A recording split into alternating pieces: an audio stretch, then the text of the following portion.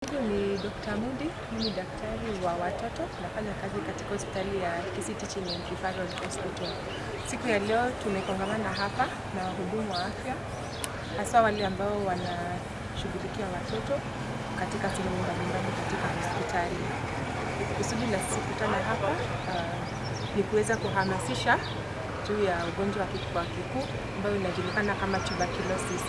Ugonjwa ambao unaathiri watoto wengi na watoto hupata ugonjwa huu kutoka kwa watu wazima ambao wanaweza kukohoa na kuambukiza. So mwaka wa 2022 takribani watu milioni 10 ulimwengu mzima walikuwa na ugonjwa wa kifua kikuu na zaidi ya milioni 2 hawakupatikana jinsi inavyopatikana.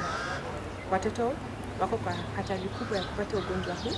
We are here supported by Komesha TB just to sensitize our healthcare workers of the short-term regimen as far as pediatric TB is concerned. As Dr. has said, in Kenya we adopted WHO recommendation, and one of them was to reduce the duration of TB treatment from the initial 6 months to 4 months based on the WHO recommendations and classification. So basically, we are here to sensitize pediatricians. Fred Mugusu, I work with Kenya Conference of Catholic Bishops, Komesha TB program. We are delighted that we have had a chance to sensitize healthcare workers and also consultants, pediatricians, both clinicians and nurses and the pediatricians here on a shorter term regimen. We promise that we shall continue working closely with the county government of Kisii and the county health management team to support TB service provision in private facilities and faith-based facilities. Tana hapa ili tuweze kujihamasisha.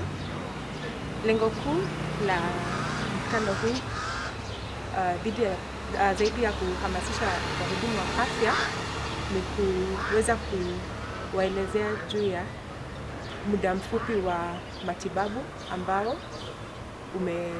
umebuniwa.